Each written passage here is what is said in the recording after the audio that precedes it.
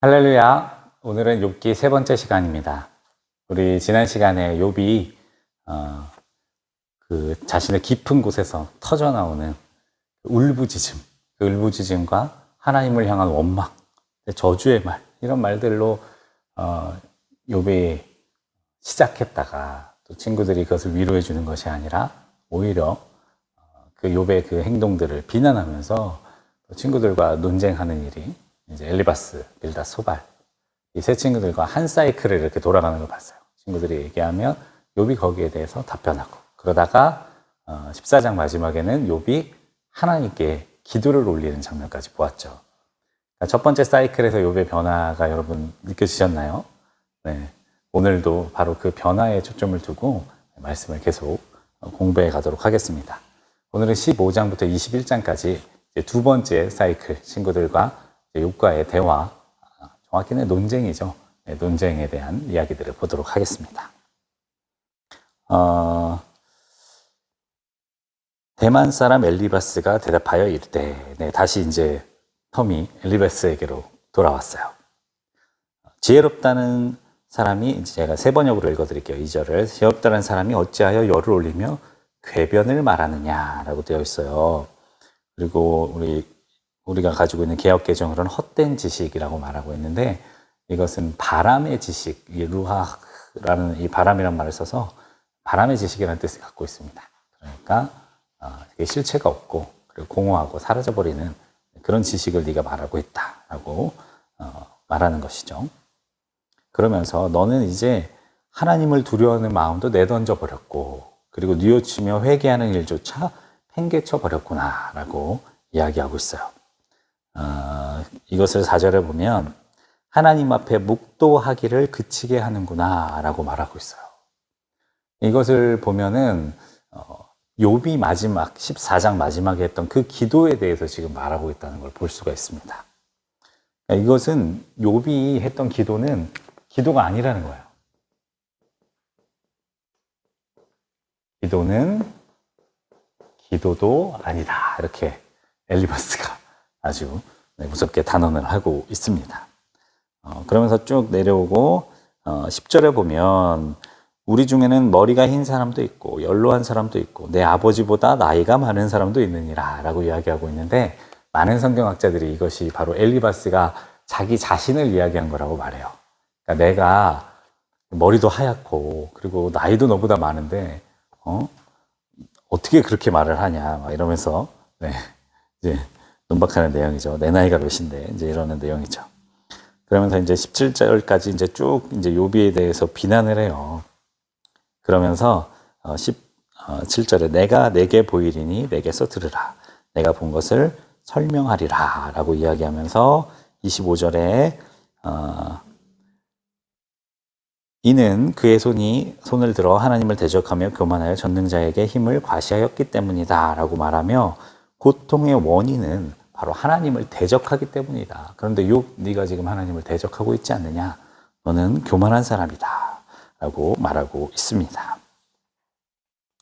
그 뒤에 있는 내용들도 결국 하나님께 교만한 자들은 이런 심판과 저주를 받게 될 것이다 라는 내용들로 이어지고 있습니다. 이 말을 들은 이제 욥이 대답을 하죠. 욥이 대답하여 이르되 너희는 다 재난을 주는 위로자들이구나. 너희는 위로라고 말하면서 오히려 재난, 마음을 괴롭게 하는 사람들이구나 라고 이야기를 하며, 나도 너희 같은 위치라면 그럴듯한 말을 너희처럼 하면서 머리를 흔들 수 있다.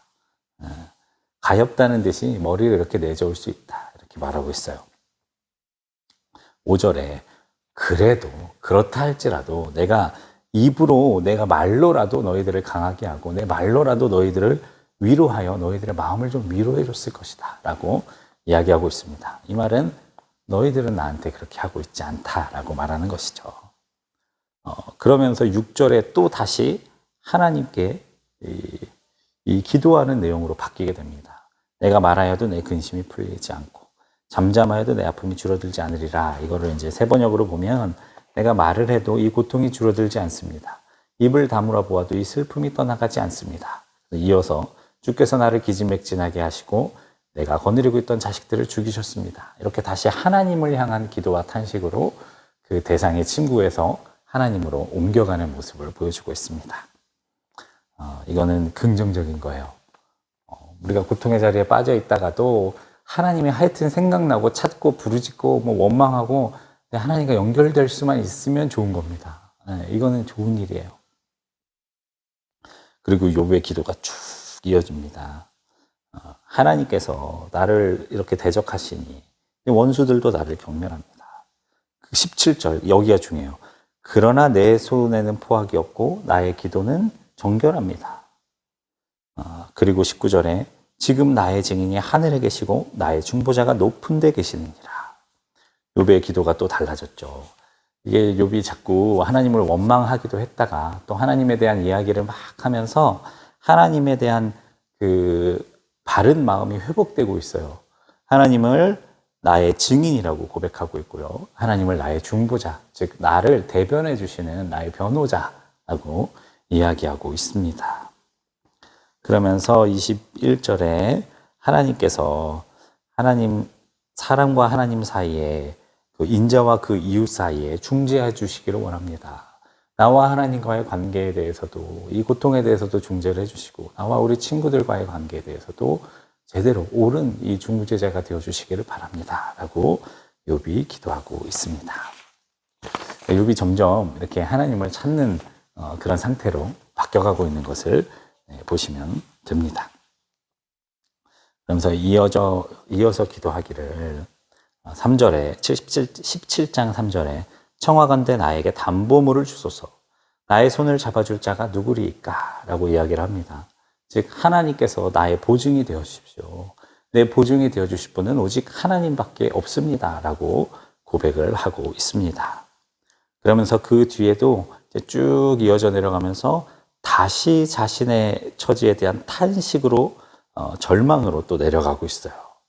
그러니까 바로 직전까지만 해도 하나님을 나의 중보자 이렇게 고백을 신실하게 하다가도 또 다시 자기 상황, 자기 연민으로 들어가는 욥의 모습을 보여주고 있습니다. 이거는요, 사실 이제 욥을 통해서 보여주지만 믿는 사람들 모두의 마음 속에서 일어나는 프로세스입니다. 한번 정리를 좀 해볼게요. 먼저 욥이 탄식을 하죠. 하나님 앞에, 그리고 사람들 앞에 원망하며 탄식을 하게 됩니다. 그리고 이 탄식이 뭘 가져왔습니까? 바로 친구들의 정죄를 가져왔어요. 이 탄식함 때문에 욥은 정죄를 받고 있습니다. 그리고 욥이 그 뒤로 무엇을 하고 있습니까? 하나님 앞에 간구를 하고 있어요. 저의 중보자가 되어주십시오. 저의 억울함을 풀어주십시오. 저에게 고통의 이유를 알려주십시오. 라고 고백하고 있고요. 그러다가 또 욥이 뭘 하고 있냐면 자신의 소망을 말합니다. 하나님이 와셔서 나의 억울함을 풀어주실 것이다. 하나님이 나에게 오셔서 나의 모든 상황들을 다시금 돌려주실 것이다. 이런 소망, 혹은 찬양이라고도 할 수 있죠. 하나님께서 하실 일에 대한 찬양으로 바뀌고 있습니다. 그러다가 또 이 17장처럼 다시 또 자기 상황으로 빠져서 하나님을 탄식하게 되는 거예요. 또 친구들의 정죄가 이어지고, 그리고 욥의 간구, 그리고 소망. 이 사이클들이 계속 돌아갑니다. 이거는 어떻게 보면 이 욥의 탄식과 이 친구들의 정죄는 이 현재 상황이라고 말할 수가 있어요. 욥이 처해 있는 현재 상황을 보여준다고 말할 수 있습니다. 그리고 여기 아래에 있는 욥이 간구하는 내용과 소망은요, 이제 과거의 기억에 있대요. 그가 말합니다. 하나님께서 신실하신 분이고, 하나님이 정의로우신 분이고, 하나님이 공의로우신 분이고, 또한 하나님이 긍휼이 많으신 분, 사랑해 주시는 분이기 때문에 그 기억에 의존하여 하나님께 간구하고 소망을 노래하고 찬송하는 것이죠. 이것은 보면 이 기억이라는 말로 되어 있지만 또 한편으로 말하면 말씀이라고 할 수가 있어요. 근데 요 사이클이 뭐냐면요, 이제 뒤에 나오는 이 시편의 탄원시의 구조입니다. 하나님 앞에 탄원하는 시가 이제 시편에서 제일 많은 부분을 차지하고 있는데 그 내용이 이제 이런 사이클로 돌아가는 겁니다. 그러니까 결국 이게 뭐냐면 이렇게 빙글빙글 이렇게 사이클이 빙글빙글 돌아가면서 하나님께로 이끌어가는 거예요. 이게 사실은 믿는 사람들 마음속에서 일어나는 프로세스입니다. 우리도요, 고통의 자리에서 하나님께 탄식하게 되고요, 결국 정죄를 받게 됩니다. 사실 욥은 그리스도의 예표로서 죄 없는 고난의 현장에 떨어져 있습니다. 그러나 저와 여러분들은 어떻습니까? 죄 없이 고난 받나요? 이 감히 그렇게 말하실 수 있는 분은 없죠. 우리는 우리의 죄의 열매를 먹습니다. 우리는 욥처럼 의롭지가 않아요. 그래서 우리들의 죄의 결과들이 우리 앞에 고난을 가져다 줍니다. 물어다 줍니다. 그때 모두 함께 오냐면 우리의 원수, 대적 마귀, 사탄의 정죄도 같이 오는 거예요. 때로는 나의 양심이, 또 때로는 주변 사람들이, 또 때로는 하나님의 말씀. 여기서 말씀은 사랑과 인애의 생명의 말씀이 아닌 율법을 말하는 거예요. 부정적인 의미의 그 말씀이 나의 상황과 이 상태를 정죄하는 거예요. 찌르는 거예요. 이것이 바로 자기가 처해져 있는, 우리가 처해 있는 고통의 상황이죠. 그럼 우리는 여기서 끝나느냐? 그렇지 않죠. 그렇다면 우리가 하나님을 믿을 이유가 없죠. 우리가 그리스도인이 될 이유가 없습니다. 우리는 그 상황에서 부르짖는 거예요. 하나님께 부르짖으며 우리의 소원을 그분께 아뢰입니다. 그러면 그분께서 우리 안에 이 말씀을 통해 소망을 주시고, 그리고 우리가 결국 하나님을 찬양할 수 있도록 만들어 주시는 것이죠. 이제 이런 프로세스들이 우리 마음속에서 계속 일어나는 거예요. 반복적으로 일어나면서 굴렁쇠처럼 이렇게 굴러가면서 결국 우리를, 잘 안 보이시죠? 네. 하나님께로 이끌어 주는 것입니다. 네. 이 구조를 이제 잘 보여주고 있습니다. 또 욥의 이런 탄식 뒤에는 이제 빌닷이 나타나서 또 정죄를 하기 시작합니다. 너희가 어느 때에 가서 말의 끝을 맺겠느냐.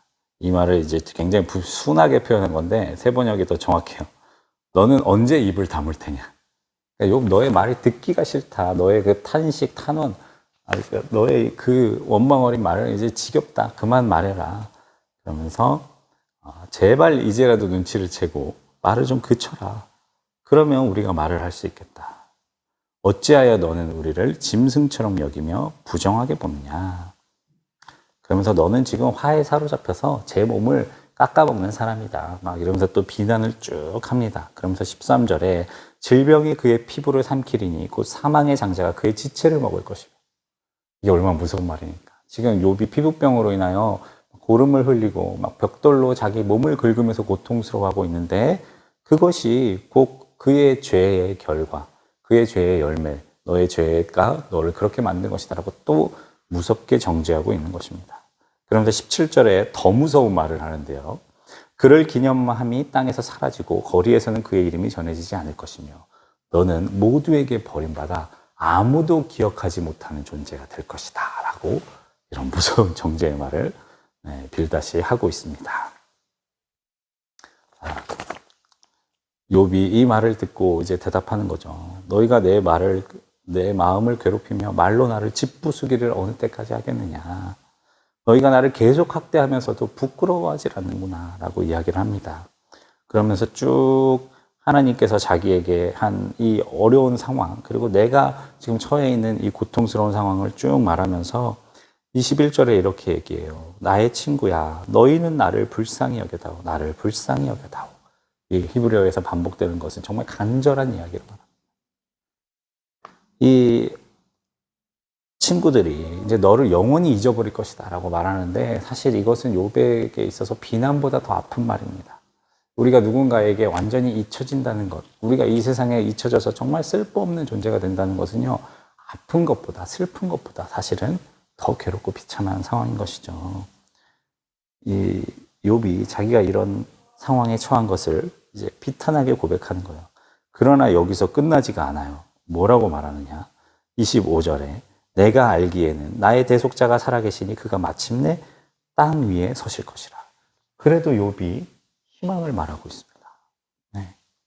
그래도 욥이 희망을 말하고 있어요.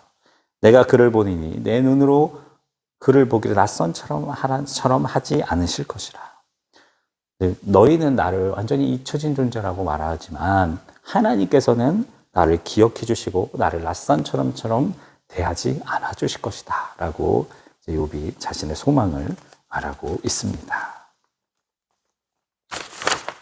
그리고 이제 20장으로 넘어오며 이제 욥의 이 말을 듣고 이제 소발 마지막 친구가 두 번째 답변을 합니다.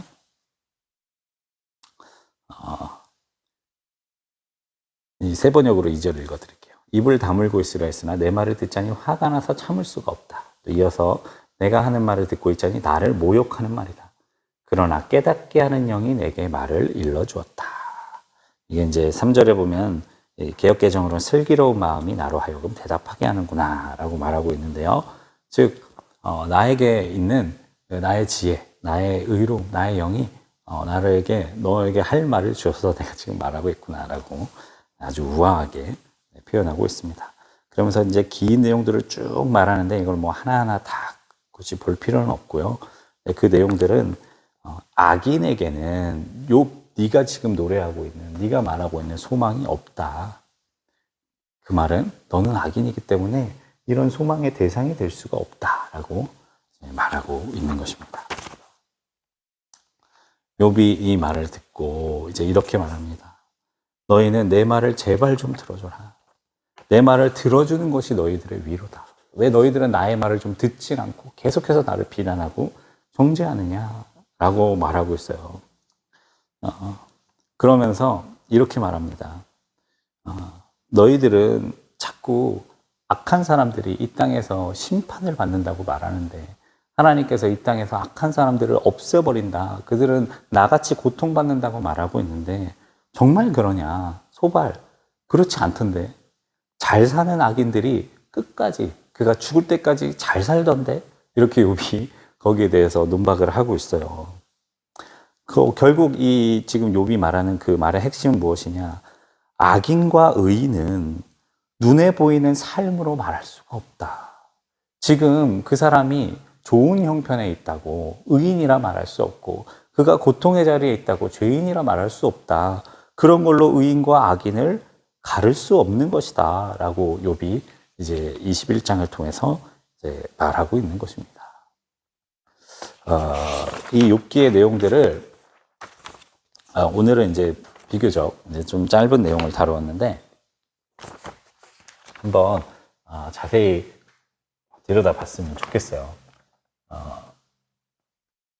지금까지 읽은 내용들도 참 중요한데 이게 구조적으로 어떤 메시지를 담고 있느냐도 한번 봐야 돼요. 이 초대교회에서는요, 이 욥기를 고난주간에 의무적으로 읽었어요. 그 말은 욥기가 예수 그리스도의 순환과도 연결되어 있을 뿐만 아니라 그리스도인들이 이 땅에서 겪어야 하는 어려움과도 깊이 있게 연결되어 있다는 뜻이 되겠죠. 그럼 이게 어느 위치에서 그런 역할을 감당하게 되는지 한번 보겠습니다. 먼저 우리 지지난 시간에 성문서, 케투빔이라고 했죠. 구약성서 구분 중에서 이 성문서에 대한 이야기를 잠깐 했어요. 먼저 성문서가 시작이 무엇이냐? 이제 에스더입니다. 이제 에스더부터 시작해서 그 다음이 지금 우리가 읽는 욥기죠. 그리고 그 다음이 시편과 이제 시편이 나오고, 그리고 그 다음이 잠언 전도서입니다. 잠언 전도서. 그리고 그 뒤에 이제 아가서가 나오고요. 그리고 그 뒤에 이사야부터 그리고 말라기까지 대선지서, 소선지서들이 여기에 포함이 됩니다. 이것을 이제 결국 궁극적으로 이것들이 말하는 것은 이제 예수 그리스도, 예수님, 신약인데 신약의 말씀으로 이렇게 쭉 이어져 가는 것인데 한번 이걸 보면 이제 욥의 위치를 보면 우리가 이제 욥이 말하는 내용, 친구들이 말하는 내용들을 어느 정도 좀 이해를 할 수가 있어요. 먼저 이 에스더는요, 이 유대인들이 처해 있는 상황을 보여줍니다. 그들이 그 하만의 계략으로 죽을 수밖에 없는 포로된 아주 비참하고 연약하고 정말 바람 앞에 등불같이 작은 위협에도 꺼져버릴 것 같은 그런 상황에 처해 있는 이제 유대인들의 상황들을 보여주는 거예요. 그리고 욥을 통해서 이 고난은 무엇인가에 대한 이 질문을 받게 됩니다. 우리가 조상들의 죄로 인해서이든지 아니면 무엇 때문이든지 우리가 다 이해할 수 없는 하나님의 어떤 지극하신 섭리 때문에 정말 오랜 시간 동안 고난을 당하고 있는데 그것에 대한 답, 이걸 통해 얻을 수 있는 지혜를 바로 이 욥기를 통해서 얻을 수가 있는 것이죠. 바로 이것 때문에 이 고난 중에 어떻게 하나님을 우리가 찬양해야 하는가, 이걸로 연결이 되는 거예요. 이 시편으로. 그리고 이 시편으로 연결된 다음에는 이 고난 속에서도 하나님을 찬양하는 자들에게 하나님이 지혜를 주시는 것이죠. 하나님께서 지혜를 주시는 것이죠. 그리고 이 지혜가 결국 무엇을 우리에게로 끌어오느냐, 바로 아가서. 이것은 하나님의 뜨겁고 아주 지극하신 사랑에 대한 표현입니다. 결국 지혜라는 건요, 하나님의 사랑을 우리에게 깨닫게 해주시는 것이 지혜예요. 그게 무슨 종류가 됐든지, 뭐 어떤 형식을 취했든지, 이것이 참된 지혜입니다. 아가서가 바로 이것을 가져오는 것이죠. 그리고 이제 여기 이사야부터 말라기까지의 예언들을 통해서 이 모든 것들이 바로 신약의 예수 그리스도를 이제 연결할 수 있도록 쭉 이 성문서가 쭉 진행되는 것들을 볼 수가 있어요. 바로 욥기도 요 안에 있는 것입니다. 그래서 욥은 사실 이 고난에 처한 우리들이 그 고난을 어떻게 바라봐야 하는지를 알려주거든요. 바로 이 상황이죠. 이 상황을 어떻게 봐야 되는지에 대한 그 답이 여기 있어요. 왜 고통받는지, 그것에 대한 이유는 친구들의 논쟁을 통해서 지겹게 나오잖아요. 친구들이 죄를 지으면 고통을 받고, 죄를 지었기 때문에 고난을 받고, 죄를 지었기 때문에 욥이 그런 상태에 빠진 것이다라고 막 말하고, 욥은 그렇지 않은 자기 상태 때문에 억울해하거든요. 그 말은 뭐냐? 이게 다가 아닌데, 이 땅에서 오는 고통이 그냥 하나님의 심판이 아닌데, 이렇게 무의미하게 그냥 심판받은 것으로 끝나는 것이 고난이 아닌데, 이것은 또 뒤로 가면 우리 그리스도인들에게도 연결되죠. 우리 그리스도인들도 이 땅에 살면서 축복만 누리는 절대 그렇지 않죠. 고통의 자리에 떨어질 때가 있는데, 이것은 물론 우리들의 죄의 결과일 때도 있지만 그게 끝이 아니란 말이에요. 아닌데 여기에 뭔가가 더 있는데, 우리가 알지 못하고 깨닫지 못하지만 하나님께서 이 일을 통해서 무언가를 하시는데, 이런 것들에 대한 답이 이 욥기 안에 있는 것입니다. 이 답을 가진 자들이 바로 이렇게 찬양을 할 수 있고, 그런 사람들이 참 지혜자들이고, 그런 사람들을 지혜가 결국 하나님 아버지의 사랑으로 우리를 이끌어가고, 그리고 그 말씀, 예언의 성취를 통해 예수 그리스도와 연결되는 이것이 이제 이어지게 되는 것이죠. 자, 다음 시간은 우리 그렇다면 이제 친구들과 이제 세 번째 이제 대화는 어떻게 이어지는지 그것에 대해서 같이 볼 것입니다. 그래서 22절부터 22장부터 27장까지 내용을 보시면 되겠습니다. 네, 수고 많이 하셨습니다. 성경 공부